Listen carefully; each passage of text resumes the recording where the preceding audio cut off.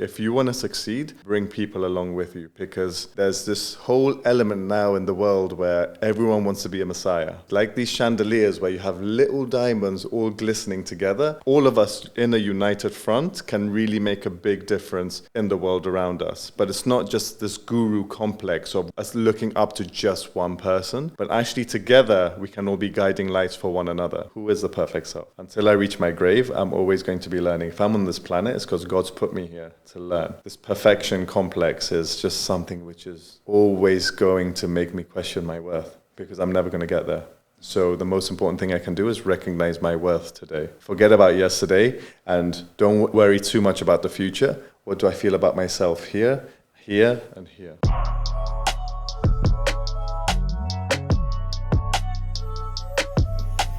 So coming from, like, say, a small country, has that kind of shaped the way that you see things and also shaped your sense of identity, would you say? Yeah, 100%. Coming from a small place, you immediately feel connected to the people around you, because you literally step out your house and you've got a friend, you've got an acquaintance, you've got your cousin's brother's friend, you've got, like, everyone is dotted around and you literally feel at home. And that safety net is something that's quite rare when you're in larger cities. The plus side is that you're always feeling the sense of being looked after. The negative is that you're always being watched. Interesting. But I would definitely say I loved being born and raised in a Mediterranean climate. It's very reflective of my personality, of being quite slow-paced, quite laissez-faire. But I think when I moved to London after uni, I think my business acumen was definitely as a result of being here and my work ethic, in addition to being inspired by watching my dad. But I think the ways of working here in London kind of invited me to be more balanced, where in work, I work hard, but when I play, I also play hard. Yeah. And when I say play hard, it could be just going on a beach, just lying down and reading a book and going for a swim. But really, I mean, like, really enjoying the feeling of unwinding. So interesting that you mentioned work. So, like, before we delve any deeper, like, how would you describe the work that you do? People-led. I want to provide a space where people can feel safe, valued, and understood at work or elsewhere. So with Planted, the consultancy business, we've kind of split it into two. One is personal consultancy, where we do one-to-one executive coaching and psychotherapy with professionals. But then also the business consultancy, which is all things organizational development and culture. So this is conflict management, culture transformation, performance growth, and leadership development. Those are the 4 key areas. We rebranded like 2 weeks ago. So changed the logo because I wanted everything to feel a lot more grounded. So whilst aiming for the stars, the unicorn is our logo now. It's got wings, it can fly, it can aspire. It's also symbolic of what a billion-dollar valuation for a business is. So I'm aiming high. And also always keeping grounded. So the colors are a lot more earthy, a lot more humble. So no matter how successful you become, always maintaining a sense of humility, whether in the workplace or elsewhere. So this is something I'm practicing, and also something that I really want to share with the companies that we work for. That's interesting. You mentioned this whole humility thing and, like, grounded, because as we strive for greatness, it's easy to forget where we're from. To figure our roots and, like, can feel a bit too big for our boots. And you mentioned that's a core reason why you want to drill that into some of your clients. Is there something that happened that kind of gave you that experience? 100%. I have worked with people who have great talent, great knowledge, have an expertise in their remit, but I feel like because of the cutthroat atmosphere that they're in, they forget what it means to treat people well. And I've experienced it myself. I've experienced how not being treated right has gone. I've experienced what it feels like when someone is trying to belittle you to try and gain their own sense of power. And it's just reminding someone, if you want to strive for the stars, don't try and tread over people to get there. Because you won't be aiming for the stars. What you'll be aiming for is the pits of hell. That's my opinion. Because when you get there, you actually realize what you're grasping for isn't actually there. Yeah. Because the universe will not conspire for you to thrive in an atmosphere where it's just about you, yourself, you and yourself. Yeah. And that's a big learning for me. If you want to succeed, bring people along with you, because there's this whole element now in the world where everyone wants to be a messiah.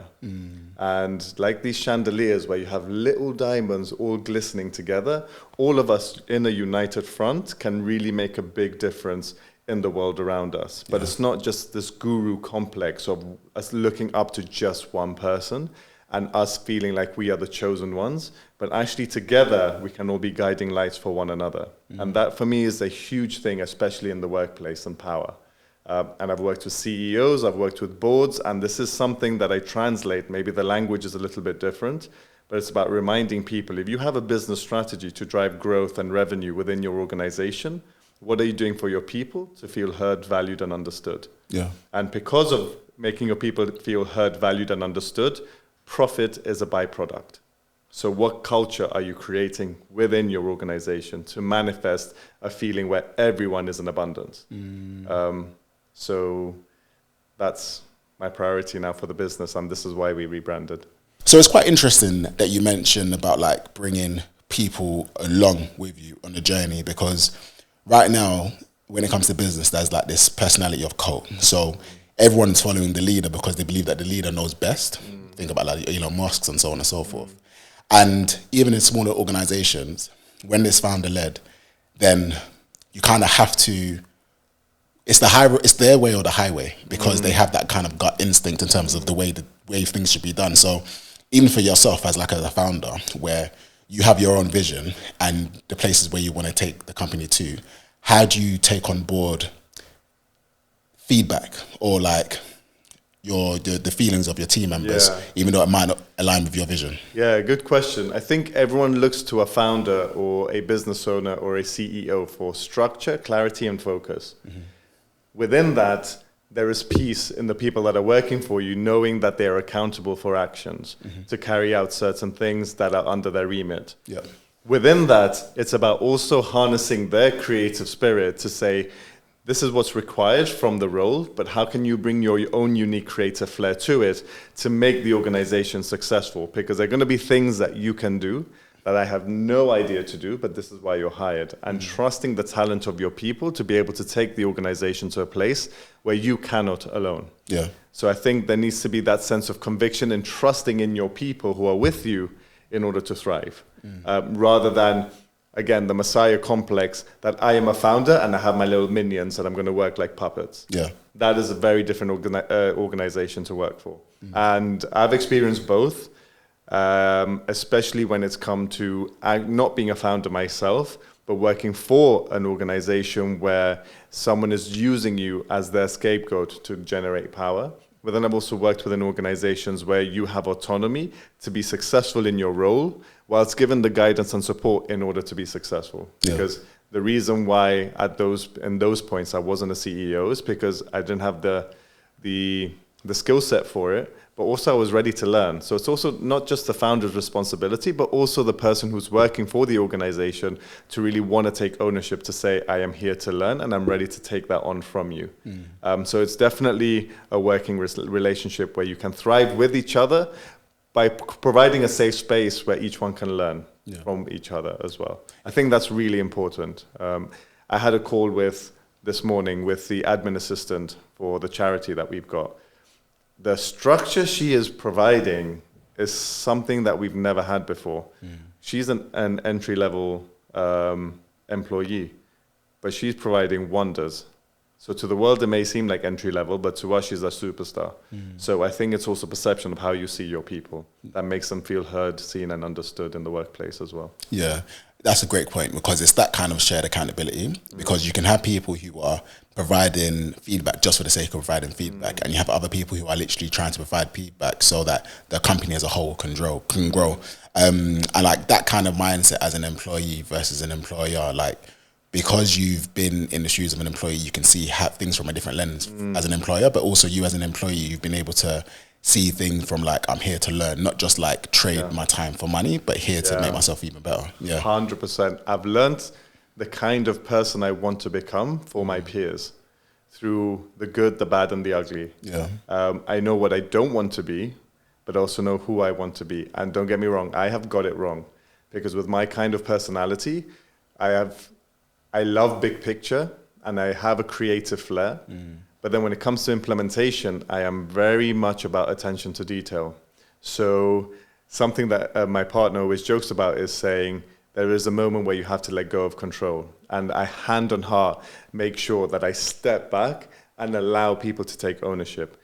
What I've realized, the difference now is what I'm learning is when someone starts in your company, give them time to take ownership because they're still learning the ropes. So it's okay for you to provide feedback, constructive criticism, and an opportunity for them to be better at what they do, whilst also allowing them to bring their creative flair. Because then I think you'd be doing an injustice to them to just say, here's a role, go for it. Yeah. So this is what I'm learning. So we had in the charity 3 new hires in the space of a month, which is a lot for us. And she kept on sending me these videos and these reels that she was about to publish. And she was such a good sport because I thought, okay, does this tie in with the energy of the charity? And as someone who's just joined, you know, she's also trying to absorb and understand, you know, what is the energy of the charities? Change your energy, change your life. So what is the feel? What is the look? And that takes time to absorb. So I was messaging her being like, actually, can you consider maybe these kinds of themes or music? And then what she did was, with my constructive feedback, was she then went to play. Yeah. She played with what I gave her in terms of feedback, and then she came up with different opportunities or solutions. And then she came up with something genius, which I loved, she loved, and the team actually loved. Yeah. So it's, I think it's a fine balance between giving ownership, but also giving clarity with that ownership. And that's when I transformed the word control into ownership for myself as well. Because the last thing I want to do is be a micromanager.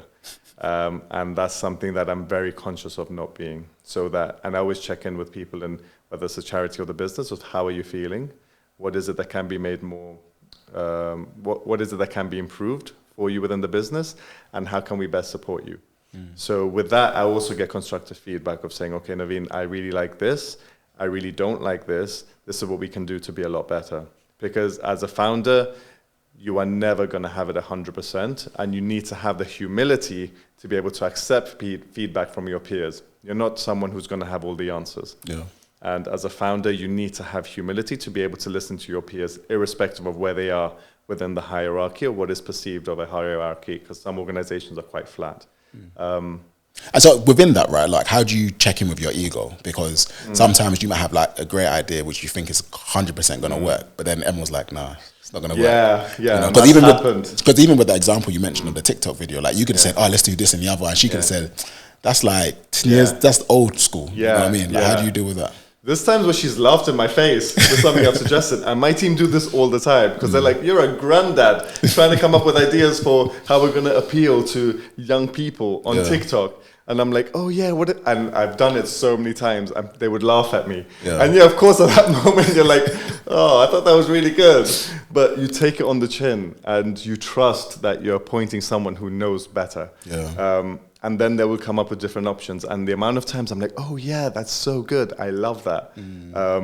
Has been innumerable. So yeah, I think just keeping a real open mind, because sometimes your ideas are going to be absolute garbage. But sometimes your ideas are going to be really solid as well. And what I've noticed is, if I haven't got complete buy-in with my idea, it's because it could also be that I'm not explaining what is in my mind well enough for people to understand. So what I do is I make sure I articulate everything, and when they ask questions, so my colleagues are quite good, they ask questions to actually understand what I am trying to refer to and what is the intention behind what I'm saying. And then from there, it's like, okay, that is absolute no, or actually let's go for it. And I do that with my colleagues as well. So many times when I don't fully understand, we were with Planted, the consultancy business, we were working with a bank, and the senior consultant came up 3 or 4 times in that with that project with ideas that I just never would have thought of. And I thought, okay, I don't want to reject her, because when you reject an idea, sometimes people can take it as a rejection of them. And I thought, okay, let me understand what you're trying to say, So through some positive inquiry, I would ask questions. I would try and dig deeper and deeper and deeper so that then she could go from what's in her mind and articulate that well enough so that I truly understand her process. And it's from there, out of the 4 ideas, we actually implemented 3. So I think it also takes a lot of active listening and being a good listener to not just react to something that doesn't resonate with you immediately, but hold space for the other person to also share their perspective. Yeah. And I think that's really important. That's so interesting. Like, as you were saying, I was just smiling in my head because the word clarity, like clarity, because I have an issue sometimes where in my mind, I have an idea of how I want something to be done and I try and communicate it, but it's not communicated in the right way. And I might find it difficult to say it. And so I said, you know what, I'm going to do it myself. And then even sometimes someone might suggest an idea to you and you in your head said, oh, I've already thought of this. And so you really dismiss it rather than doing the active inquiry of asking questions to see what's in their head, because in my head, I think I'm the only one that has that issue when other people could have that issue and they need the active questioning to come out. Yeah. So do you feel that sometimes you're kind of doing this active inquiry just with yourself in your mind? Literally. Like if I have a question, because sometimes I can have a thought and I jump thoughts as well. Like if I'm explaining something, I don't realize that I'm jumping in terms of my explanation, and I know I need to like take a step back. And I think clarity is the number one thing 100%. That helps people. Yeah. You know, for founders, when you don't have people to bounce off of, journaling is so important for me. And sometimes I get reminded of that because I'm naturally someone, when I have an idea, I can analyze it and dissect it. But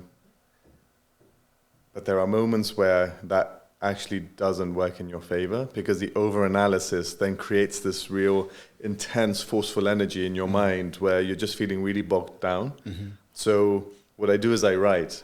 So if any time I have a thought of wanting to do something, even if it's to shift the way I feel, if I'm having a bad day, I actually write it down, because sometimes my over-analytical mind will then try and go down a spiral where it's questioning my worth. And I think as men, we need to make sure that if we are going down a spiral, we need to address it straight away, because mental health is something for us that we don't always get to talk about so openly. And it's really important to have mechanisms in place if I'm not ready to talk to someone of what am I going to do.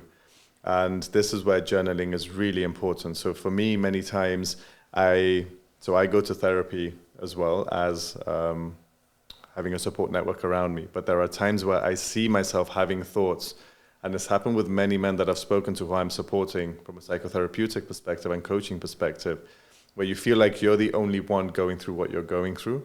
And actually, by reflecting on it and gaining perspective by writing, you actually are able to see what it is that you're talking about in your mind and how damaging some of those thoughts can be.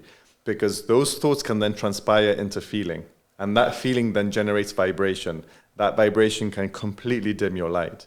So what's really important is if you're feeling like you're in a place where your thoughts are starting to manifest into a feeling, where you're starting to have a sinking feeling for a long period of time, it's like snap out of it and find something to bring yourself out. And journaling is really important. Secondly, I would say have a safe space where you feel you can talk confidentially to people that you trust.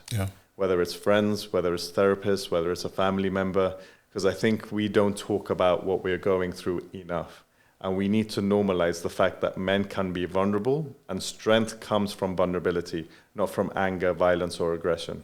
This is my whole thing that I'm trying to talk about now to encourage, because the mental health agenda is huge. Now, we're all kind of addressing it, but are we being honest and sincere with the feelings that we're truly going through inside when we're going through the dark spaces that make us feel lonely, isolated, and misunderstood? So safe space, man. That's what it's all about, whether it's my internal safe space or whether it's actually creating a network around me to be able to do that. That resonates a lot, because sometimes when we have these feelings, you think, like you said, it's just you. And like, am I being over dramatic? I used to have this saying to myself where someone hurt me, I would just push it down because I'll be like, oh, it's not that deep. Like, it doesn't matter. Like, I can just handle it rather than handle the conversation. And so then I'd shy away from confrontation because I want to display myself as someone who can handle it, someone who can take like bad words or stuff like that, when in reality the best way or the most healthiest way is to have that conversation. And like what you said about spiraling, like there was times when I literally wake up in the morning and just have that feeling in my stomach, like and then me and my wife call it like the hole. Like you're just in the hole because you're just spiraling like that, thoughts after thoughts after thoughts, and you don't really notice it happening. And I got to a point where I saw it, and then I just have to catch myself and pull myself out of it. 100%. And like what really helped me was music. Like that really helped me get out of it, you know. But for you, like what kind of led you to discover journaling as your way to escape the hole, as it were? I like music actually because I resonate with music as well. It creates a certain feeling in you, doesn't it? Especially when you really want to shift your vibration. Music can really tap into that. So with journaling, there's definitely some music I love vibing to lift my spirit. But with journaling, I feel like I'm just putting my thoughts to paper, because it can be, with the mind, thoughts just wander, jump from here to there, to here to there. When you're writing, you have concentrated thoughts from here all the way down to your hand, through to the pen, and you're literally concentrating on what it is you're wanting to say. So even if you're writing gibberish, but there's more of a flow with what it is that you're writing about, rather than just allowing thoughts which come at flipping Ferrari's pace to just continue coming in and out constantly, you know? And it's like F1 is just happening in my mind with thoughts. So it's really allowing that to slow down so that you feel like you translate that noise of kind of just being in the Grand Prix to being in like some kind of peaceful canal in Amsterdam. Where I'm just using an analogy in terms of just slowing the pace of thoughts through writing. Yeah. And for me, that gives me perspective, and something that's really, really important. Even if it's just bringing up the feelings that I have onto paper and just saying, okay, am I sensationalizing my feelings? And am I overanalyzing? Am I being reasonable? Especially when we make mistakes. Like, I think men can be really hard on ourselves when we make mistakes. Yeah. And I've spoken to some friends of mine where the guilt is like the immediate response when you do something wrong, right? But then the long-term feeling is shame when you've truly messed up. And can you really forgive yourself when you've made that, what you call a mistake? And what I've learned is that for men, we really need to make sure that we do forgive ourselves when we do mess up. Because what we might be sensationalizing, the other person might have completely forgotten about already. Where do you think that shame comes from? Like, why do you think men feel shame? Because of the stigmas that come with what it means to be a man. And there is so much going on in the world where you are expected to act, behave, and engage with the world in a certain way. If you don't do that, you are not good enough. And I think for us as men, I think we need to be very honest, open, and sincere with ourselves of saying we are going to make mistakes. We can ask for forgiveness if we feel we've wronged someone. But also then, can we forgive ourselves? And that, I think, for me, is where my meditation practice comes in. Yeah. To really prioritize forgiving the self if you've really messed up. And sometimes your messing up is not even that deep. It's just what you deem. It's kind of like what you told me earlier before we got the cameras rolling in terms of this kind of like the perfect self or like the ideal self. And we kind of put a benchmark of where we are now to that ideal self.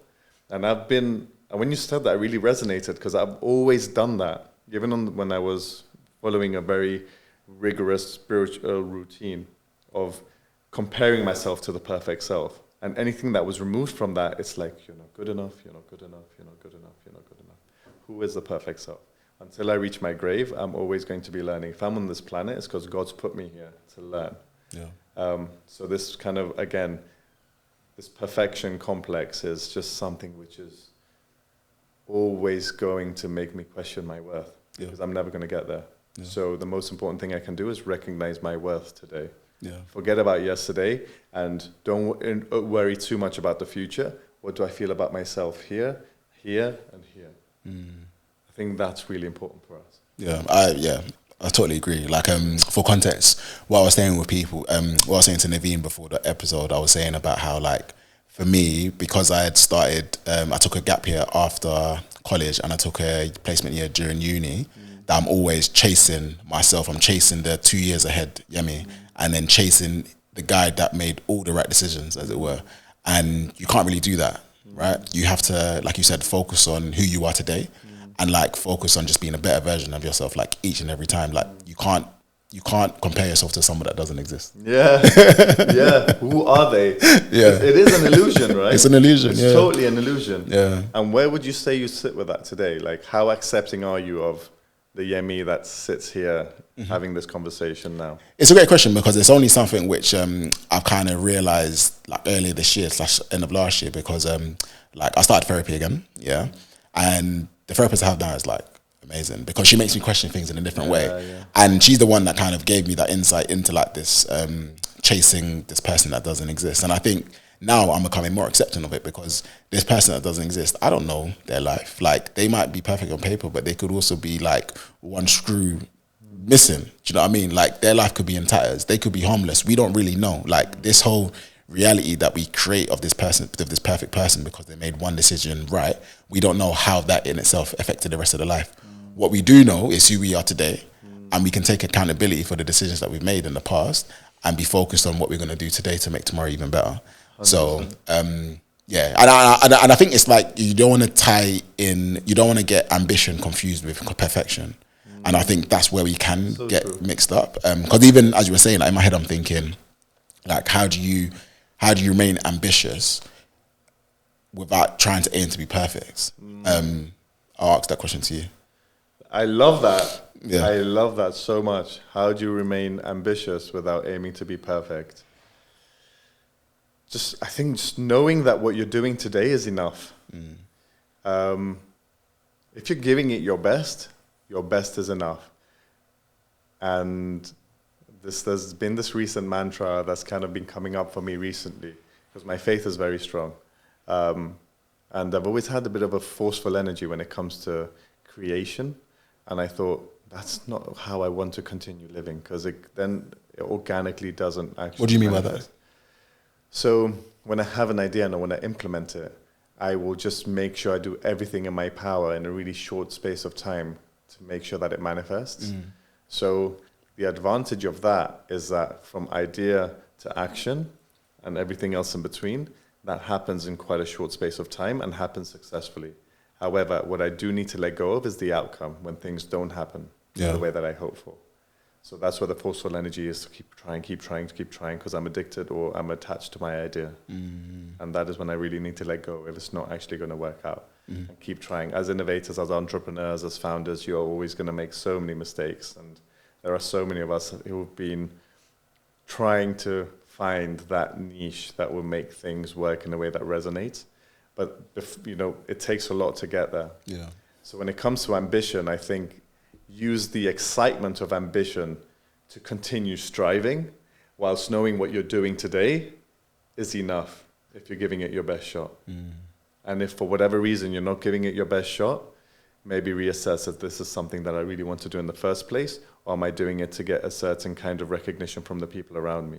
Because if I'm doing stuff to get recognition, then it's never going to be 100% sincere. Yeah. If I'm doing stuff because it comes from my heart and I feel like it can genuinely make a difference in the drop of this huge ocean, then I can go for it. And that's what I've learned with the business. And this is why we rebranded, actually, because I wanted to align more with what felt right in my heart rather than just being a jack of all trades of doing governance, of doing project management, of doing corporate strategy, you name it, and just made it people-led, whether it's personal consultancy or business consultancy. Focus on what you feel is your unique selling point out there in the world. And I'm not saying there's only one of me. There's millions of me and more. However, I do believe there's only one me, there's only one you, and there's only one individual. I know that there's a lot of talk out there now that we're not all that different from each other. And of course, as a nation, as humanity, there are things that definitely bring us closer together than there are that separate us. What I'm saying is embrace the uniqueness as we come together, because what one person can contribute to a commune is very different to what somebody else can. Yeah. And sometimes there are things that are similar that we can contribute to one another, and that's when we work together in unison as a team. But I think embracing your own unique story is something that's really important, because when you wake up and you open these eyes, you are the only one living the story. Yeah. Not even your partner, not even your parents, not even your sibling is living your story. So do it with full conviction and just give it your best shot. That's all you can do. Give it your best shot. That's all that matters. Yeah. I love that. I love that. I love that. As you were saying, it reminded me of like if there's a car accident, yeah, there's no such thing as a truth, right? Because the truth is different from whoever's eyes are watching it. So the truth is different for the driver, the truth is different from the pedestrian, the truth is different for the other driver, the truth is different from the passers-by, because we're all looking at something that happens through our own reflection and our own eyes. And so when we are trying to do something and we might feel shame or there might be a mistake or something like that, it's because of how we might perceive it versus how other people might perceive it. So it's like the reality is only on yourself, and like as long as you give things the best of your ability, your shot, you're living your own truth or your own reality, regardless of how other people might perceive it. I think I tried to tie that back, but yeah. What you're saying is perception is everything. Yeah. Whether you're a passerby, whether you're a witness, whether you're in the car, perception is everything, and you've got your own narrative of what truth is. Precisely. And for us, our reality, even us sitting here today, you've got a very different lens right now. You're looking at my face, I'm just looking at yours. Yeah. Even being in this room, even the angle of which we view this room is going to be different. Yeah. So it's just being open-minded enough to say, allow each one to offer their own unique perspective by giving them permission to truly live their story, rather than you projecting what you want from them, because that's going to satisfy your need. Said it better than I ever could. So yeah, that's a big one for me. That's amazing. Because you mentioned about like your finding your USP, right? How did you find your USP then? My USP is my connection with God. I can say wholeheartedly with conviction that the energy between me, I even get emotional thinking about it, because the energy between me and the divine is incomparable to anything else that I've got in my world right now. That is something that is my USP, because your energy with the divine is going to be something different in terms of how you connect and what that relationship entails. And for me, I say with conviction that my energy with the divine is just unique to me, and that's where I get my power from. That's my unique selling point. And I really was thinking about, with all the titles in the world, what am I really here for? And I was sitting with this in my meditation. I said, there's so much going on with a rebrand. I just wanted to sit with the basic question, what am I here for? And literally a moment came over me, and I just had all I saw in the meditation was a messenger of peace. Yeah. And I honestly feel like that's my only role, just to be a messenger of peace. Whether that transpires in business, whether that transpires in family, whether that transpires with friends, just be a messenger of peace. And when I say that, first and foremost, generate peace within yourself. Because it's not about preaching about peace. It's not about just trying to convince people to be more peaceful. It's just about generating an inner peace within you, and that vibration will naturally inspire others to be peaceful for themselves. So I honestly feel like that is just my role, just to be peaceful and to share peace with others. And I think with that, when it transpires to something more practical, I think with a one-to-one work, it's about supporting people to be at peace in their hearts and in their minds with their own story. And with the business, it's about allowing everyone in the organization to be at peace with what it is that they're doing in order to thrive and flourish. Allow each person to play their role as they are meant to. And if they're not in the right position, what is it that you can do as someone in senior leadership to find the appropriate role for the person to thrive within your workplace? Whether it's working with HR, whether it's working with coaches, whether it's working with a commercial team, make sure that your people are in the right place so that they can thrive and they can be at peace when they're going into work.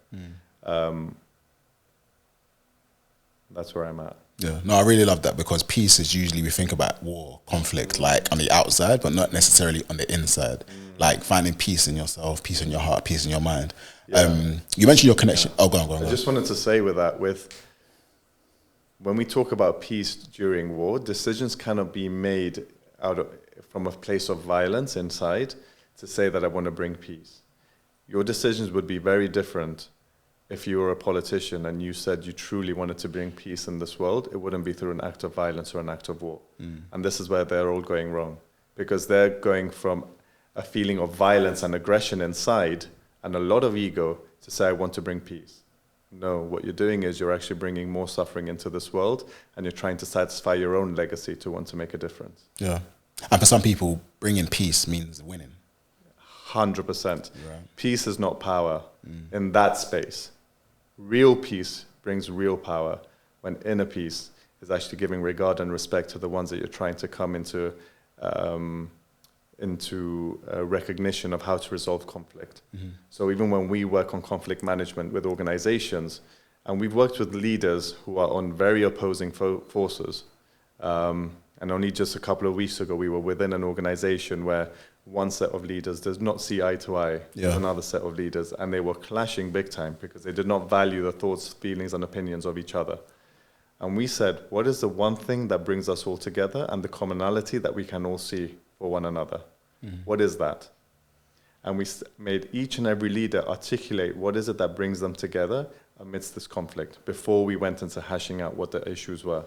And that's how we set the tone for the conversation.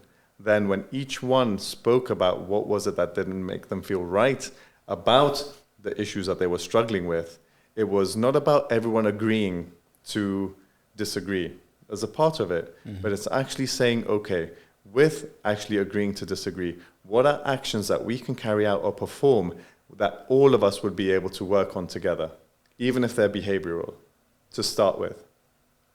And even if it means just having a one-to-one conversation first of saying, how can we make this better? Because right now, this is not working. Egos aside, what is it that we can do to make this better, to effectively manage the conflict that we are experiencing? And that requires a lot of humility, something that our leaders today, many of whom don't have. Agreed.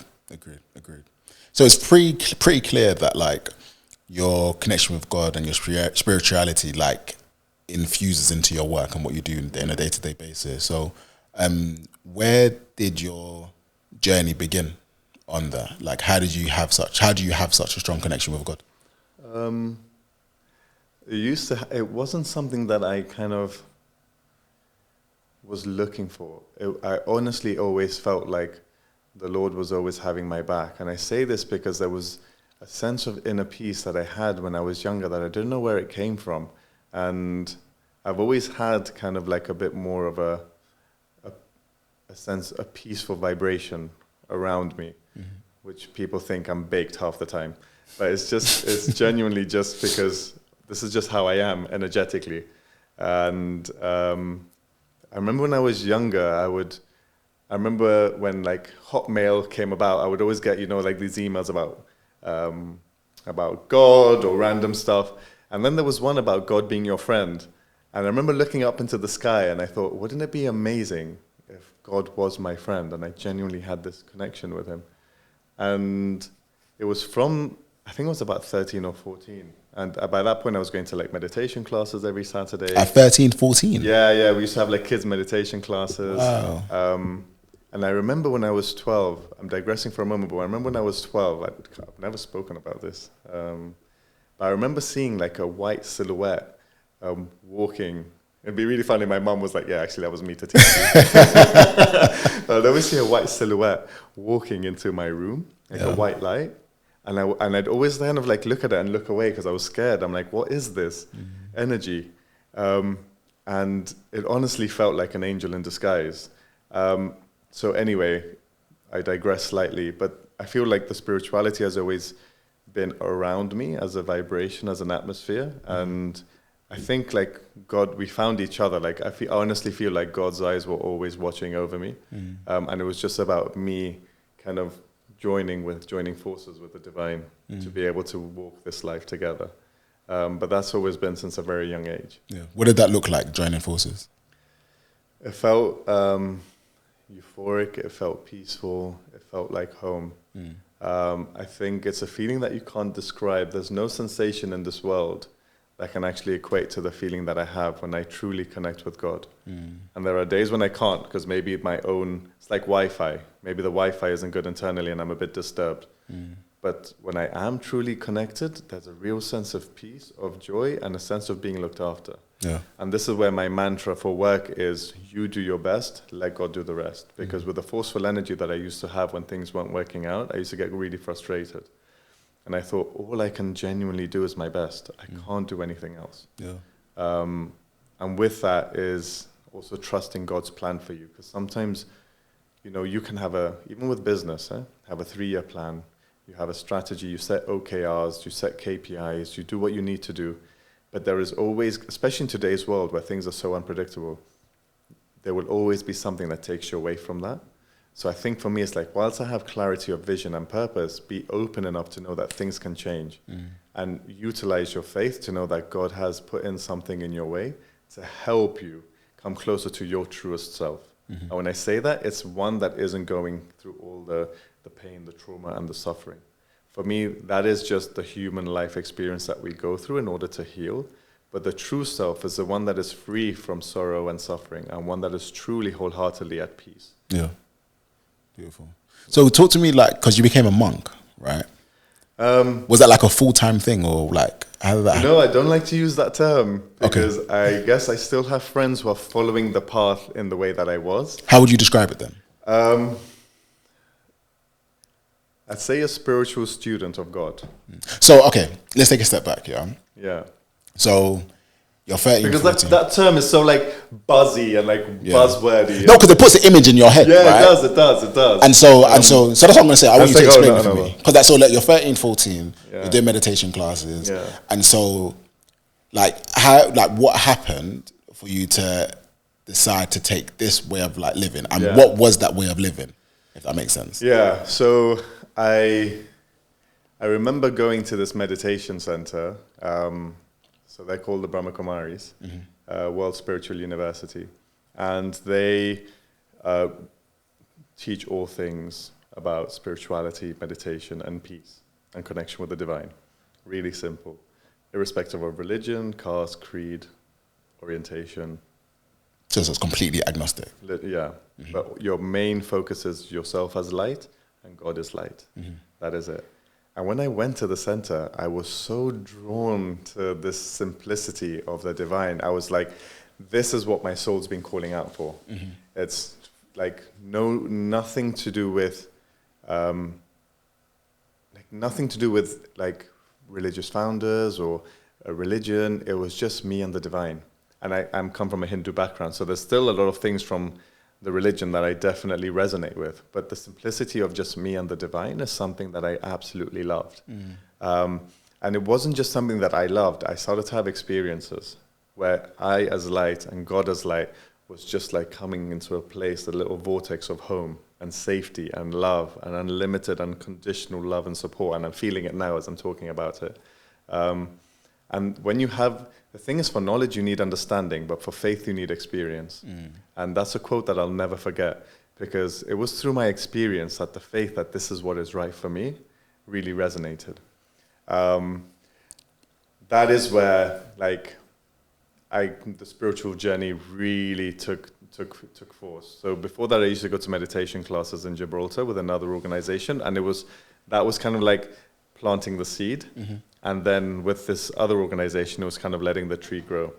So it was since, I was about 12, 13 going to the meditation classes, about 14, 15 coming to the spiritual organization. And then ever since, I've always been very connected to it. And in some ways, I've been completely immersed, as we've spoken about. And now I'm kind of using what I've learned and still very much live a life in the world. Okay. Because was that experience taking yourself out of the world? So doing things not working or doing no, not at all. The Brahma Kumaris always advocate for being connected in the world and still living your life whilst following spiritual principles. So I did that. So I still worked, but my life was revolved around service. So that means volunteering within the local community of the university, carrying out retreats, seminars, workshops, all on meditation and self-development. But doing this with a commune, so with people around you are also living the same principles, it was euphoric because you all were in this vibration and you were holding this vibration for people to come home to peace. So when you're in that, like that is all you want to be surrounded by because you feel like you're connected to your truest sense of self. With that commitment came celibacy. So that is where you have no sexual interactions with anyone and you kind of transform that sexual energy into a pure love for the people around you. So there isn't an agenda to kind of want to engage in physical touch, but more change it into a sense of pure connection with another. And that has its own beauty as well, a real beauty. And I did that for most of my life, for many years. And it's only in the last kind of couple of years where I've realized that there is real beauty in also using my spiritual values that I took and then sharing that with a companion. And this is where I have a partner now. And knowing that also your story is one that's going to be played out differently to what was expected of you. So I thought that that was going to be my life. I was going to pretty much live, you know, the white clothes, wake up at 4 a.m., go to the center, meditate, spiritual teachings, you know, go to work, come back, do service projects and do that. That's what I thought would be my life. Not with someone. Like my companion would be, my wife would be God, essentially. But then what I realized was that for me, I felt like I was started to remove myself from people around me, from the world. And it was not because the teachings enforced that. So I have to make a huge disclaimer because that's not what the teachings enforce. They say very much belong to the family, your friends, and live a normal life. But I started to remove myself because I was getting kind of almost really attached to this euphoric feeling of being within the commune. And then it came to a point where I said, actually, with the work that my heart is calling me to do, I really want to be in and of the world whilst being God's child. So that's where it took me a number of years to kind of unlearn the conditioning that I had to remain celibate in order to be a child of God. And then really transition into how can I still be a child of God and then still be of the world.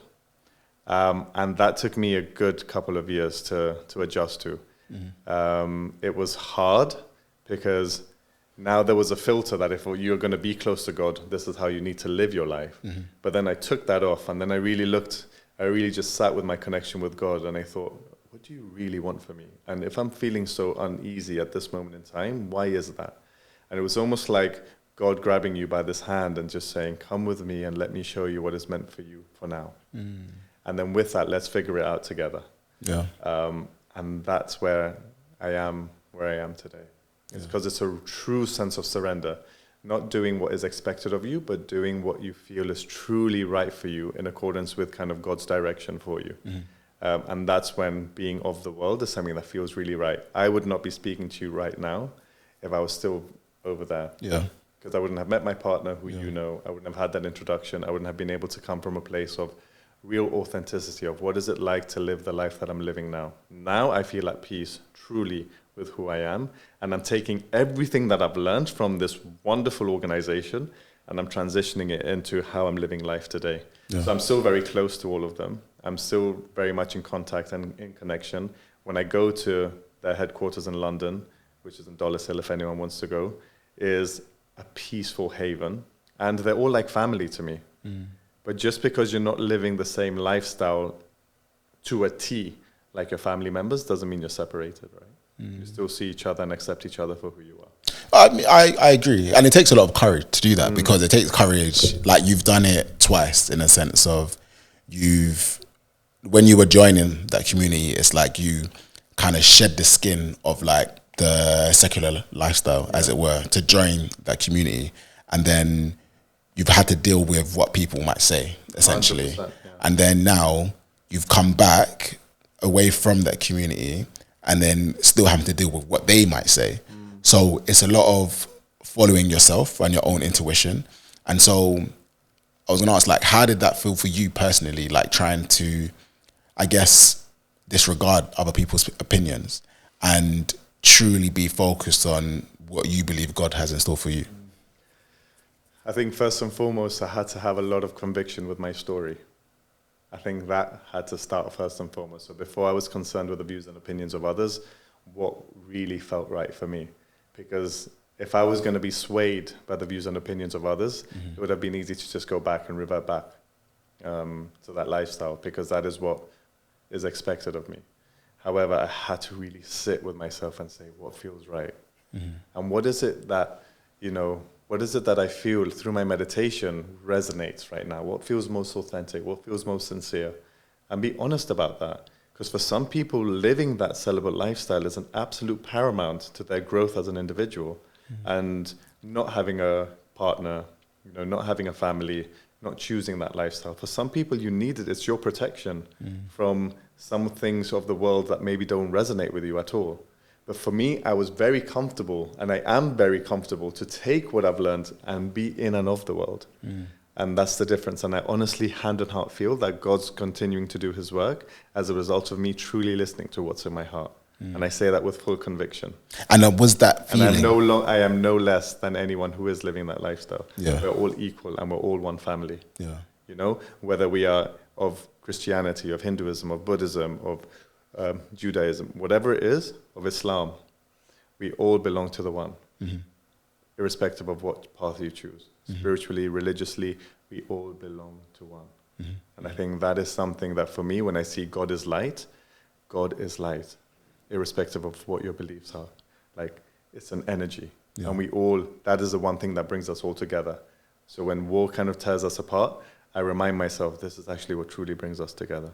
No, I mean, it's amazing, like, to keep that that kind of level of closeness with God, right? Because most of the time when people talk about leaving a particular religion or anything like that, then they kind of shed all of their beliefs and live a new life. But then you've kind of like kept onto your beliefs, held them even stronger than they were before, and like living life as a, I don't want to say evangelist, but like as a light, as it were. Rather than being a light amongst light, you want to be a light amongst darkness, with inverted commas. Yeah, it's interesting because I'm not rejecting God because I'm not in the community. Yeah. In fact, God is right in my heart. Yeah. It's in my pocket. God ain't going anywhere. Yeah. So irrespective of where I go, I am not rejecting the notion of the spiritual teachings. I am taking what is most important to me, and that's my connection with the divine. And that's what matters. So what would you say has been what have you had to unlearn, and what have you had to learn when you're going through that transition? Okay. I've had to unlearn that being someone who is following the spiritual principles in the way that I was following it was my story for the rest of my life. That took me a long time to unlearn. And that was hard because I was so stubborn about it. And I thought, this is the only way. How can I truly think that there's another way?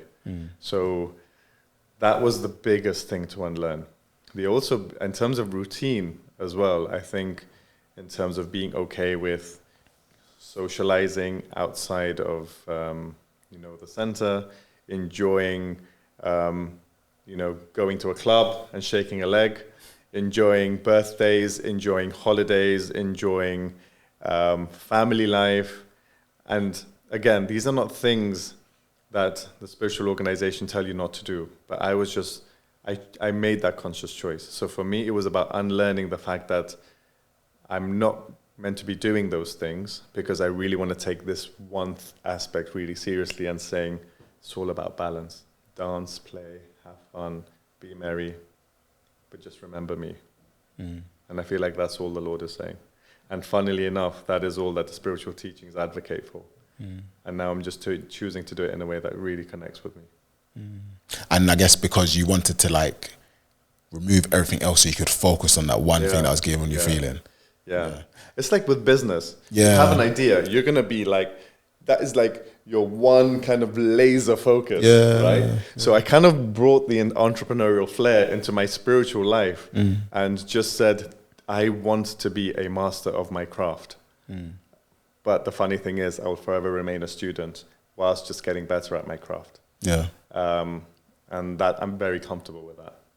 No, I mean, it's amazing. It's great hearing it from your perspective, right? Because, like I said, it's like most people do.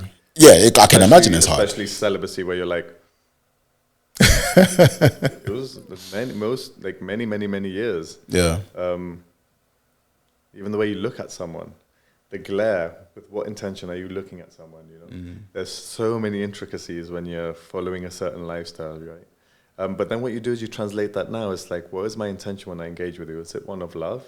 Is it one of desire? Is it one of me wanting to take something from you? Intention is everything. So you still take everything you learn and you just spin it in a way that links to the kind of life that you're living right now.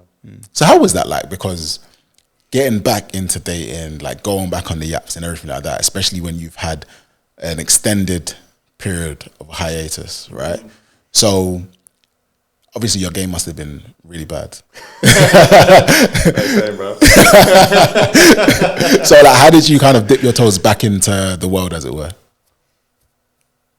I'm trying to remember. Yeah. You're putting me on the spot. You're naughty. Okay, so I'll be honest. I think it was apps. And being comfortable with speaking to people again.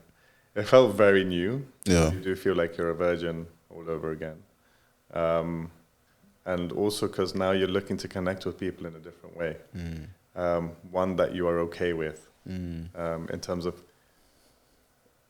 being comfortable to exchange a certain kind of chemistry with someone that before you would just not be open to. Yeah. You can see my language now. I can, yeah, but if you're obviously very good at what you do, and that's how it started. I just started to be more comfortable with talking to people and knowing that we are actually exchanging a vibration where there's a chemistry, and with that chemistry, it's about dancing with it rather than rejecting it. So that took me a while. And then also I started to take more of an interest in my physical appearance. So not to the point of being kind of obsessive, but more just wanting to be conscious of having a healthy looking body. Because I definitely neglected the body. And again, not because of the teachings, but because of my own choice of having that laser focus. So then I started going to the gym. I started eating really clean. Spoke to one of my really good friends as a nutritionist. Took all the veggie supplements. I'm still veggie. I still took that. And I still am veggie now. So I started to take interest in my physical appearance to just say, let me look presentable enough to the world and be proud of the body that God has given me, rather than shun it away because I was only focusing on soul energy. To live a spiritual life, I need to do it through a physical body. I'm not there yet. So let me really look after it and let me have pride in, in the body that God's given me, and do it with class and tact and royalty without kind of pushing the agenda of, wanting to be the most desirable physically. But just balance it out. Yeah. And that takes a journey in and of its own. I remember getting a PT. I remember, I did have the wonderful six-pack. It's coming back. But I really prioritized it because I wanted to be able to have a relationship with my body where it was a temple rather than a means to an end to be able to just meditate. I think you've called it an old shoe before. Yes. Yeah. Yeah. It's not the old shoe. It's a really valuable shoe, and I like wearing it rather than just the old shoe that I disregard. No, it's not an old shoe. If I'm using that language with my body, of course it's going to deplete, it's going to disintegrate, it's going to shrink. This body is my temple, not an old shoe. And that automatically shifts how I treat it, how I eat. Even the way you engage with other people, right? Like your energy is sacred. All of that. No. And you mentioned like one of the biggest things you've had to change was, I guess, how you saw your life play out, right? So how do you now see your life play out? With someone who's got game. How do I see myself now in terms of my life playing out? I'm open to the experiences that God is giving me. So right now I have a partner. I've never been in a long-term relationship. I'm 37. Yeah, I've had a bit of fun here and there. but I've never had a long-term relationship. Yeah, I've had girlfriends, but they lasted like a few months, maybe less than a year for sure. Some a few weeks, like very fleeting. But this is the first time I have a partner who I'm willing to spend time with beyond just sharing a bit of fun with, because we have a spiritual connection. And I think what brought us together is our charitable work. And I think acts of service already says a lot about a person. And I think for me, coming home to someone who I know is thinking about the world beyond just themselves is someone that I want to spend more time with. And I'm very grateful to have this person in my life. And I hope they know that too. You need to clip this bit and send it to her. You better cry. No, that's beautiful. That's beautiful. That's beautiful. Yeah, there's so many ways like I could have taken this conversation, but I'm happy that you're a good host. Oh, thank you. I've never spoken about this before. Yeah, just go on with the spirit. You know what I mean? Yeah. No, I really love that. I also see why you're a good coach. Yeah, I'm not even a coach yet. Well, you definitely should be one. Thank you.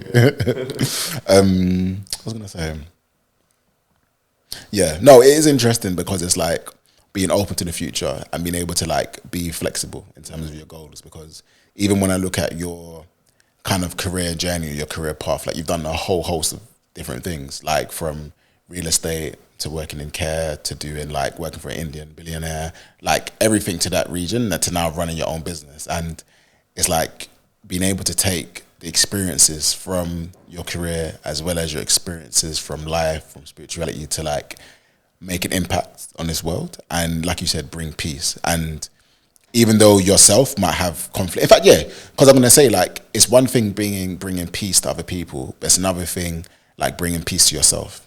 And when you may have conflicting ideas of what to do next. And so even having doubt, right? So when you have those conflicting thoughts or like feeling, I guess, lost, like do you feel lost sometimes? And like, how do you cope with that? I go back to what I was talking about, journaling. That's your thing? Yeah, go back to journaling. Because for me, when I journal, I sit in silence and then I just take a moment to say, okay, let me connect with the divine, to then just start coming up with things. It's not just a solo thing. I'm doing it with the divine, and just when I type or when I write, it literally just comes out. And it's the wisdom, the innate wisdom is just coming out of what it is that I truly need at that given moment in time. And it's again because of my faith. And when I do that, I read it back and I know this was not me, because this innate wisdom was coming from some divine inspiration, hand on heart. And if I can't do that, then I have people in my life who are real support networks. My sister, for me, she's like a healer.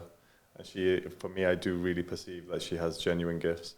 So she's a huge support system. So whenever I'm really struggling, I know that she's someone who I really, really trust. My partner as well, of course. And I think just having people that genuinely care and are looking out for you, because they just have your best interests. And there are not many people in this world who genuinely have your best interests without their own hidden agenda. It's just a reality of life. So the people who genuinely love you, hold them close, because there's not many of them. And even if they frustrate you, they wind you up, you know, that you just want to kind of just like, you know, especially with siblings, just value them for who they are, because when push comes to shove, those are the people that are really going to look out for you. And they could be a really good friend, but whoever it is, like, just give them a note of thanks for being in your life. And then you can send that silly meme to make them laugh. But yeah, I think gratitude for the people that really mean a lot to you is really important. And something that I know I want to continue doing more of. Yeah, no, thank you. So that was my last main question. So thank you, Navin. So before we wrap up, I got a couple quick fire questions for you. So my first question is, what's one book or film or documentary that you like to recommend people to watch, and why? I'm actually reading Rich Dad Poor Dad. Right Really? now. Yeah. Oh wow. Just as a reinforcement. Oh, so it's not your first time? No, it is my first time. Okay. It's my first time, but I've never read it before. I see. So it's reinforcing to me what I need to hear. Got it. In terms of mindset. Yeah. So Rich Dad Poor Dad, please read it. I think that for me is from a business perspective, because when you're spiritual, you can kind of forget what is it that's truly important. And for me, as an entrepreneur, I am very comfortable with accumulating wealth, which before, when I was purely kind of living that white robed life, I wasn't. I thought you can only be spiritual, not wealthy. Whereas now I am very comfortable with the notion of being wealthy, accumulating wealth, whilst also having your values and your connection with God intact. So this is where they marry. So Rich Dad Poor Dad for me is just a really useful way for me to reinforce what I'm already learning for myself. Because as a businessman, you need to be quite, you need to be very, very passionate about what you do and be completely unapologetic about your craft. Yeah. You know, and I consider myself a good salesman because I speak with intention. And I hold space for you to speak and to listen, although I've been doing most of the talking now. But when I consult, I would listen to you, and then that's how I advise. Yeah. So it's using my values to be able to be a good businessman. So Rich Dad Poor Dad is definitely one. Okay, awesome. What's one piece of advice that you hear people give all of the time, but when you hear it, you actually think it's bad advice?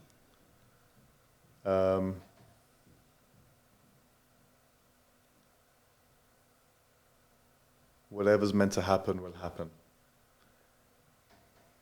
Because I feel like that could be an excuse for procrastination and laziness when it comes to you mastering your craft. And when I say mastering your craft, always remaining a student, but becoming better at it. So whatever will happen in that context is definitely procrastination and laziness. If you truly want to achieve something and you're set out to achieve it, give it your best shot.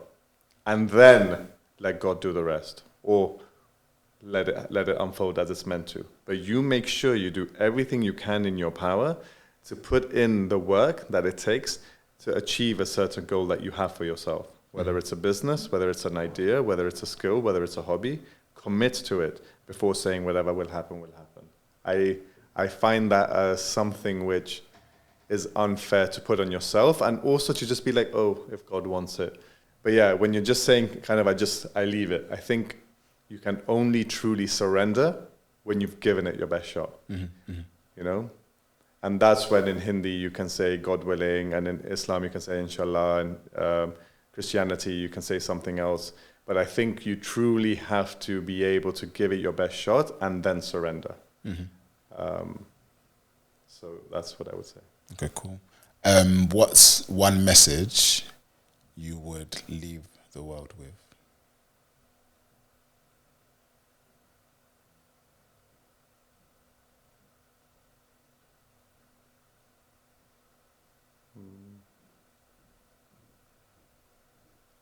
Give yourself permission to live with conviction. Give yourself permission to live your story with full conviction. Because there is no one like you. So give this life your best shot and never give up on yourself. I can listen to my next one. I'm going to say, what's your word of encouragement for someone that's listening? Would you stick with that, or is there anything else you'd say? If there's anything you can beat yourself, is to be kind.